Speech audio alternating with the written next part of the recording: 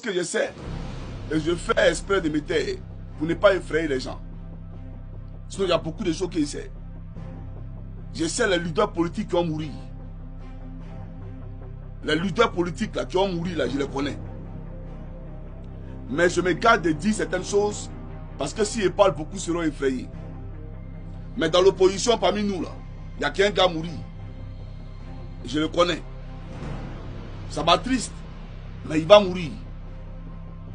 Vous comprenez? Et Ouattara sera frappé par un coup d'État. Il tombera par un coup d'État. Et le prochain président de la République de Côte d'Ivoire,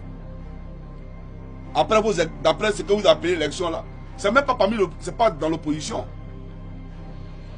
Ce n'est pas dans l'opposition. Ils vont frapper Ouattara par un coup d'État. La Côte d'Ivoire aura un État traditionnel. Il y aura une transition en Côte d'Ivoire. C'est une réalité. Je l'ai dit pour que les consciences soient préparées, pour que les gens comprennent de quoi il s'agit véritablement. Vous comprenez? Alors, chers camarades, attendez l'instant s'il vous plaît. Je ne parle pas de comment on appelle ça, je dis les révélations que j'ai faites. Ça peut faire mal aux gens, mais c'est la vérité. C'est la vérité. Et je ne vais pas rentrer dans beaucoup de détails.